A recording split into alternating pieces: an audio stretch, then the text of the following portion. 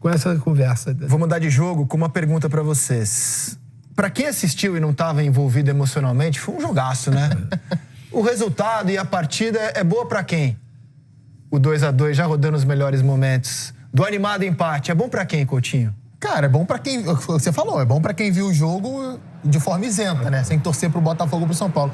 Eu escrevi sobre esse jogo pro GE ontem e eu confesso que eu tive muita dificuldade de fechar o texto, né? De escrever o que era o principal do jogo ali, porque foi um jogo com tanta mudança de cenário e acho que isso se explica pelo momento de indefinição das duas equipes, que é natural, né? A gente tá falando de um Botafogo que começou a temporada agora, foi o 6º jogo oficial de um novo treinador e já tá sob pressão, com jogadores chegando, gente tentando se readaptar, como é o caso do Patrick de Paula.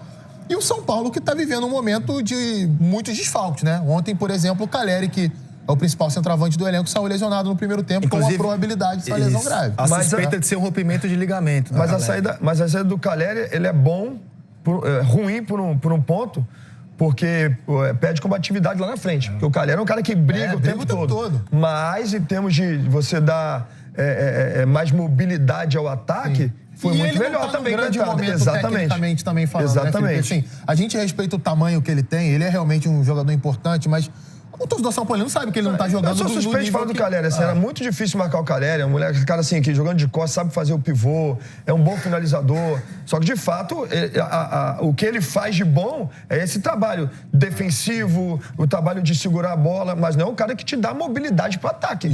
Então, a saída do Caleri te dá... A entrada de quem entrou deu mais mobilidade. Do André Silva deu muito mais mobilidade. Embora ele não seja assim, um exímio...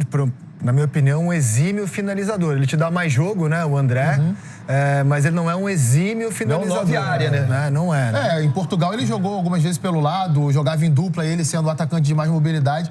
Ontem tem, inclusive, uma jogada... Mas fez a comemoração mais legal, né, da rodada, né? A mais inusitada, né? Foram embora ali no túnel de acesso, depois do gol dele ali. Porque tinha montagem pro show do Thiaguinho, né?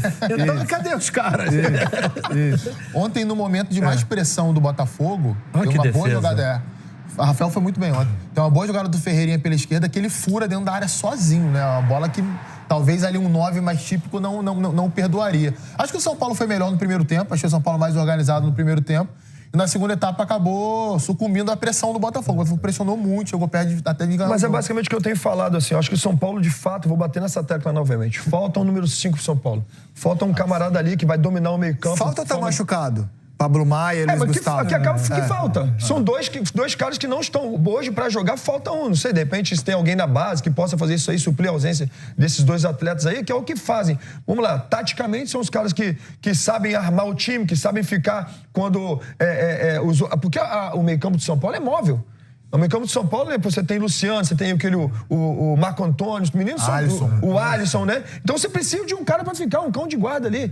Então esse atleta hoje, São Paulo não tem, ou tá machucado, né? Que é o caso do Pablo Maia e o Luiz, que estão fora de um combate. Tem um menino na base, Negruti, ele tá indo até pro banco, é bom jogador, joga de volante, joga de zagueiro, mas, assim, a questão da rodagem, né? Você vê um São Paulo que muitas vezes começa o jogo bem, e acaba no segundo tempo, quando começa a ganhar muita pressão, acaba sucumbindo, acaba tomando gol. E pelo outro lado do Botafogo, que se tivesse essa parte defensiva que tinha no ano passado, sabe, assim, esse poder defensivo, não teria tomado gol e tá fazendo gol. É o que eu falo, o Botafogo cria oportunidade. Tá faltando no setor defensivo do Botafogo o que tinha de sobra no passado. O Bastos e o Barbosa, por exemplo, se tiver a chance da gente ver o segundo gol do São Paulo, o Barbosa está num posicionamento, primeiro que ele daria condição, né, para ele não adianta, coisa que o ano passado com ele não é coisa.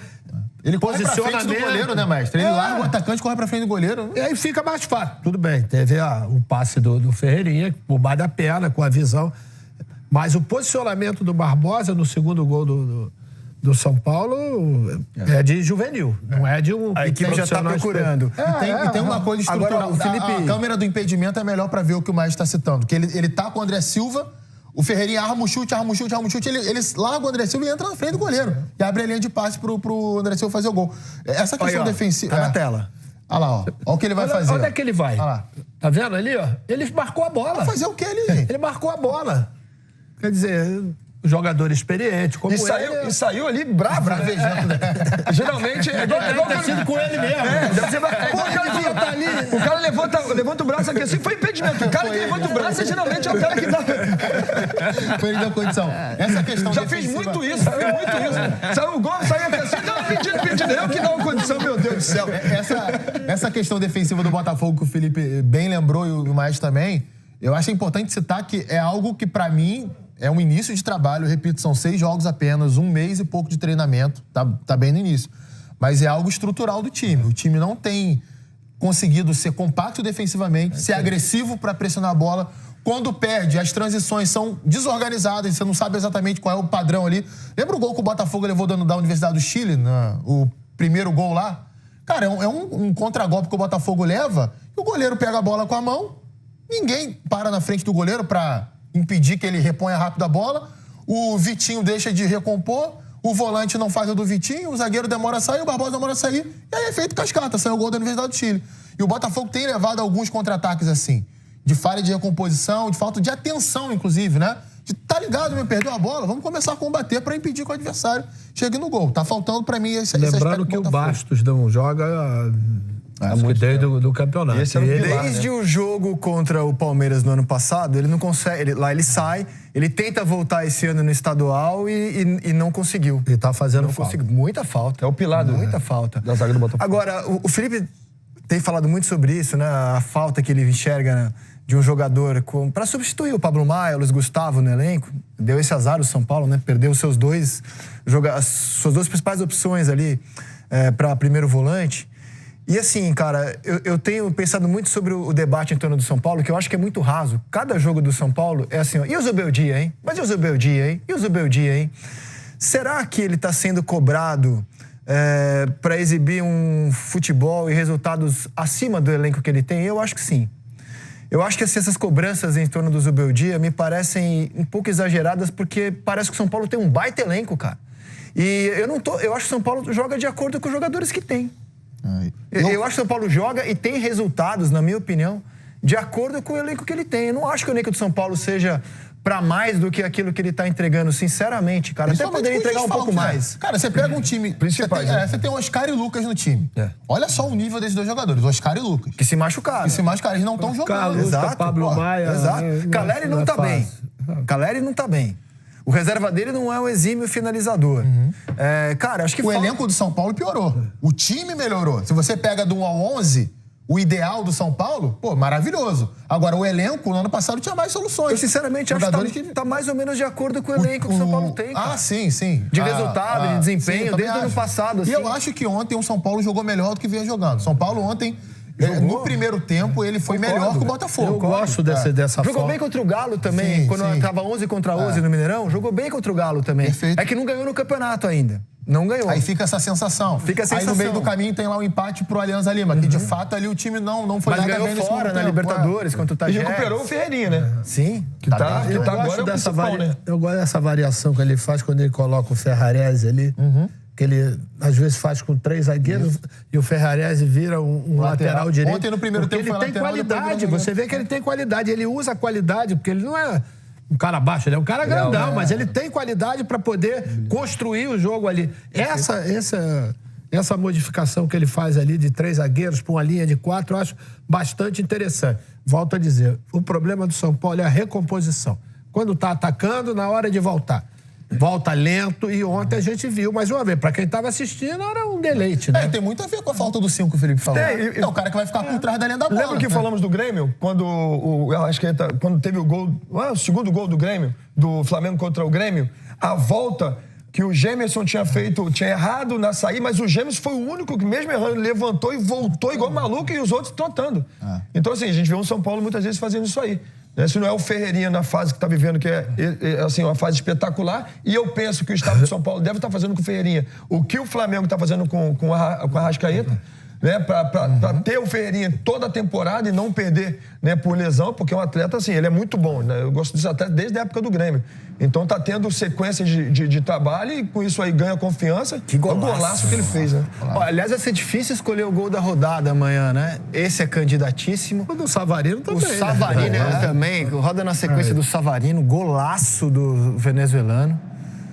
É que eu gosto muito do gol do Plata também, assim, a jogada como foi. Linda, né? A jogada é maravilhosa, todo mundo em movimentação, Plata frieza. O Bright White fez um baita gol, o René fez um baita gol. René de direita. Essa rodada, olha o gol do Savarino, cara, golaço. Eu acho esse mais bonito que o do Ferreirinha, não sei se vocês concordam. O Mirassol também teve um golaço do Daniel, se não me engano. Teve um golaço do Daniel Borges, um golaço também. Também achei esse gol pra mim é o gol do jogo, assim, realmente um golaço. E jogou muito bem o Savarino ontem. Savarino, a primeira atuação desse nível no Campeonato Brasileiro que ele teve, né? Mas o Martins ontem é que destoou, né, um pouco de todo o time, porque o Botafogo não é que jogou mal. Tem alguns defeitos que são corrigíveis, né? Não. Mas ontem ele não deu continuidade. Ele iniciava a jogada e não dava, né? Não ofensivamente o time produziu. Mas se você olha a produção ofensiva do Botafogo ontem, ela foi É o que eu tô falando, só que tem que organizar a casa lá de trás. Tem que voltar a organizar, né? Porque no time Botafogo tomava muito pouco gol. Sim. Você viu a final da Libertadores, gente. Final da Libertadores, Botafogo com um a menos, os caras como se comportaram dentro de campo. E hoje, com 11 jogadores, né? Os caras conseguem passar um jogo sem tomar gol. Só sobre o Zubeldia ontem, eu acho que ele pecou em uma coisa. O Lucas Ferreira, que é o ponta ali que joga pela direita, o canhotinho, jogou muito contra o Cruzeiro, tem jogado bem. Ele bota muito tarde o garoto. Eu acredito que tem algum planejamento físico pra ele não podia jogar tanto tempo. Mas ele entrou aos 42 do segundo tempo. É muito pouco tempo. Se ele talvez bota um pouco antes com o Botafogo mais exposto e o potencial de contra-ataque que ele tem, talvez o São Paulo pudesse criar mais oportunidades. E ele estava com a vantagem, né? Ele tinha um contra-ataque, o garoto habilidoso e veloz, podia ter usado melhor. E só pra deixar claro, não tô dizendo que ele faz um grande trabalho no São Paulo. Eu sei. Eu acho que o trabalho dele está de acordo... Ele podia melhorar o elenco do São Paulo com ideia de jogo maravilhosa? Poderia, mas eu acho que está de acordo com aquilo que o São Paulo tem de elenco. E acho também que o Renato Paiva tem sido cobrado de uma forma que eu não tô entendendo. Tá muito excessivo, né? Gente, vamos lá. A gente tá em abril. Que dia o Renato Paiva chegou ao Botafogo? Um mês e pouco aí, vamos botar. Sim. 6 jogos oficiais, né? E fora um amistoso que ele teve. É claro que o time vai ter problema. A minha interpretação é que a vaia não é exatamente pro Renato. O torcedor do Botafogo chegou num patamar no ano passado e não quer descer daquele patamar. Mas ontem ele foi chamado de burro na primeira substituição. Eu sei, mas assim, a minha interpretação é que não é assim... ele o problema. Ele acaba pegando a bucha. Cara, o torcedor, assim, o Botafogo desceu de patamar em relação ao ano passado, perdendo o Luiz Henrique Almada. E vai ser difícil. E o Bastos, que não tá jogando, vai ser difícil, cara, retomar aquele nível sem esses 3 jogadores, na minha opinião. A reposição não foi à altura e é muito difícil repor 3 jogadores desse nível. Eu acho que tem algumas coisas do Renato, por exemplo, a insistência que ele teve com o Patrick jogando um pouco mais avançado e deixando o Savarino aberto. Um jogador com a qualidade do Savarino, ele não tem no elenco outro que faça esse trabalho. Bota ele pra cá, arruma uma fórmula de você arrumar alguém pelo lado esquerdo pra poder... Sim. Você não pode abrir mão do Savarino pra ficar limitado do lado do campo. Você perde 2, né, mestre? Do lado do campo, ele é muita qualidade que ele tem. E esse jogador é um jogador hoje imprescindível pra jogar, pra pensar, né, o meio-campo do Botafogo. Falei pra vocês que estava mega curioso, saiu durante o programa, a CBF divulgou o diálogo entre a cabine do VAR e a arbitragem de campo para levar a anulação do pênalti marcado no campo em cima do cuiabano. Vamos ver se de repente até nessas imagens que a gente vai mostrar surgem imagens que a nossa transmissão de ontem do Premier, por exemplo, não tinha. Vamos dar uma olhada então por que esse pênalti marcado no campo foi revisto e anulado depois da análise no VAR. Dá essa olhada aí com a gente. Checando. Eu quero ver se tem um pisão, tá? Perfeito, vou frame a frame. Fica olhando aqui, tá? Vai. Não, tô contigo. Não, ela tá checando. Estou checando, pode falar. Tem a 3A também, o da 11. Ele é a bola, acerta somente os pés. Segue. Olha só. Eu tô vendo tanto em cima quanto embaixo, tá? Para aí. Vamos lá embaixo primeiro, focar embaixo. Embaixo. Passa aí. Segue. Embaixo, não tem contato do defensor no pé do atacante. O atacante vem arrastando a perna, olha só a perna de trás, ó. Ele vem arrastando a perna e bate. Agora em cima. Agora eu vou falar o que eu vi. em cima não é uma carga, porque ele já tá baixando. Busca outro ângulo de trás. Isso. Aí. Não é. Ele se joga. Davi, me ouve. Eu vou recomendar uma revisão para você analisar, tá? Vem caminhando para possível não penal. Já olha o PP, por favor. Olha o PP. Olha, PP, a jogada inteira para você. O contato é provocado pelo... Ele vem arrastando o pé embaixo, tá? Não tem o trançapé. Eu vou te mostrar em cima também, velocidade normal, para você ver que não tem carga. Beleza. Ok, deixa eu só... Vamos só girar aqui. Tá. Ele 4A, chega 4A. e depois tá meu contato de jogo realmente. Olha a 4A. Olha a 4A também, Davi. Pode descrever o que você quiser que eu tô ouvindo, tá? Não, olha só.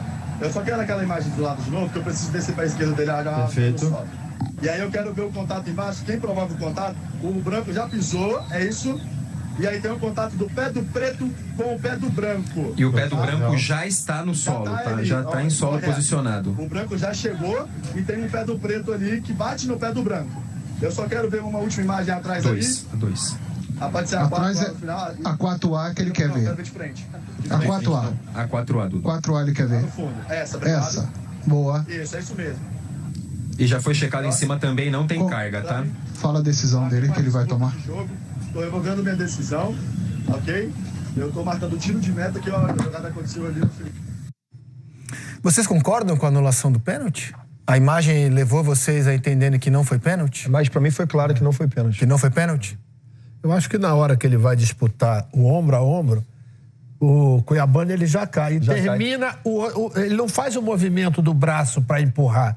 Ele ia disputar ombro a ombro com o Cuiabano. Como o Cuiabano arrasta o pé e bate com o pé, termina ele caindo antes de ter o Alan Franco, né? Alan Franco. Tá Eu até me surpreendi com a marcação do pênalti, porque esse árbitro, que aliás ontem ele foi um pouco confuso em algumas decisões. Muito confuso. Mas ele é um dos melhores árbitros do Brasil. É bom ficar de olho nele porque ele é um cara que, pra mim, é o que tem o melhor critério de falta no futebol brasileiro hoje. Que não marca qualquer contatozinho, já sai dando falta. Esse tipo de jogada ele não costuma dar falta não, fora da área. Ele acabou dando dentro e... Pra mim não foi pênalti, não. Acho que é uma disputa ali por espaço normal dentro da área. Pra mim não é um contato suficientemente para derrubar o jogador adversário. Então os três concordaram unânime com a anulação do pênalti. Depois daquela tragédia que foi a segunda rodada do Campeonato Brasileiro, aqui no Seleção a gente anunciou que iria mudar a orientação desastrosa para a arbitragem brasileira desse ano de interferir menos e tentar imagens que corroborassem com a decisão no campo, que não é o papel do VAR. O VAR existe para corrigir erros claros. Ele não está lá para interferir mais ou menos, ele está lá para interferir o necessário. E mudou a orientação. A rodada que começou na terça e vai terminar hoje está mostrando isso claramente. A gente tem várias intervenções do VAR em lances de pênalti. Acabamos de ver uma delas, né, com a arbitragem do campo sendo chamada. Vou mostrar para vocês agora o pênalti que foi marcado a favor do Fluminense. Eu acho que a imagem não deixa nenhuma dúvida de que o Martínez pisa no Serna em cima da linha. É pênalti. Uma falta boba, mas é pênalti. O VAR acertou em chamar e o pênalti foi marcado.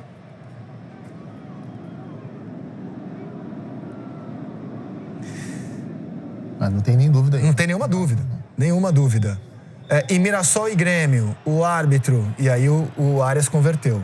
Em Mirassol e Grêmio, o árbitro dá um pênalti do Neto Moura no João Pedro, o VAR chamou. E aí o árbitro anulou o pênalti.